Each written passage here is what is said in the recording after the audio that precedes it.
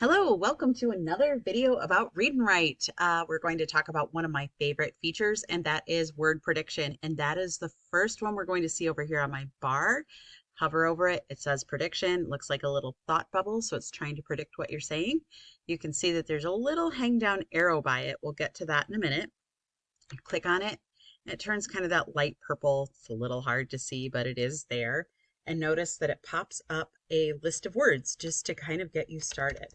Now, the point of word prediction is not really to give you the next word to say, but it's almost like when you're typing on your phone, it's trying to guess what word is going to come next. So it predicts grammatically what should come next in a sentence, but it also tries to predict based on what you are spelling. So if I put in something like the point of the phone call, notice that I put in there FON.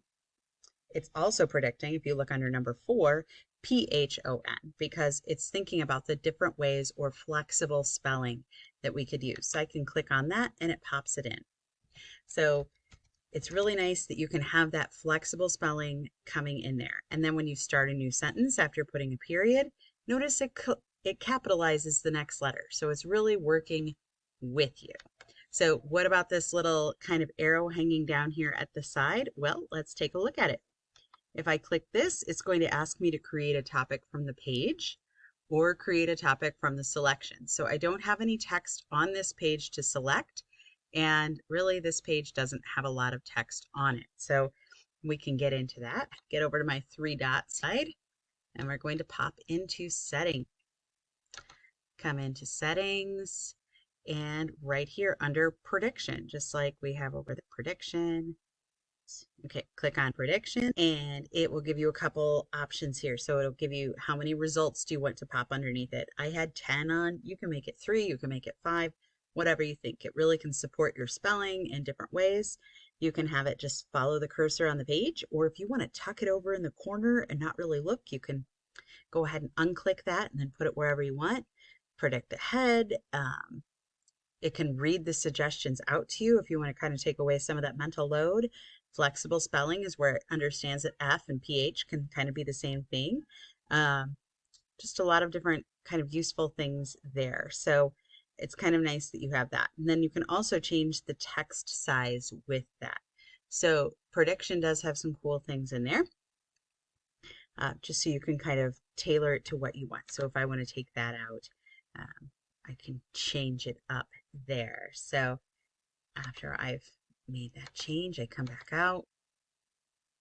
I can come back over and notice I can move it now wherever I want.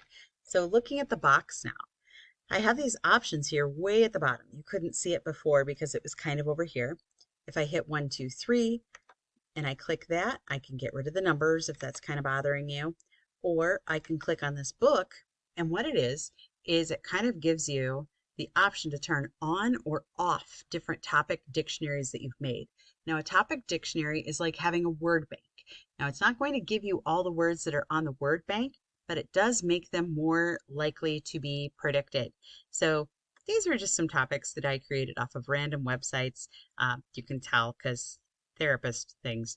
You can also search for topics that might be pretty basic. Like I know that in high school we talk a lot about Shakespeare, so I can type in Shakespeare and now that's my topic dictionary. So it's going to predict a lot more of those Shakespearean terms and words, and you're going to be more likely to be able to spell Hamlet and Ophelia than you would necessarily without that topic dictionary turned on. So there are some topics that are stored in here. But if there's one that I want to make, like if I want to go to a random website about dogs and I could get it to predict certain dog breeds or certain things just by going up to that drop down and creating a topic on any website that I am on. So you can create your own word dictionaries. If you want to know more about that, totally reach out to me. Happy to help you out with that. But like let's just turn on dinosaurs here and William Shakespeare and see what happens. Now that I have those on and my word prediction on, I can come over here and if I type VE, it's going to give me velociraptor. Not a word that I'm going to type every day, but it's going to be more likely to predict because I have that dinosaur dictionary on. called it out because I had the dinosaur dictionary on. So word prediction can be a powerful tool. Check it out.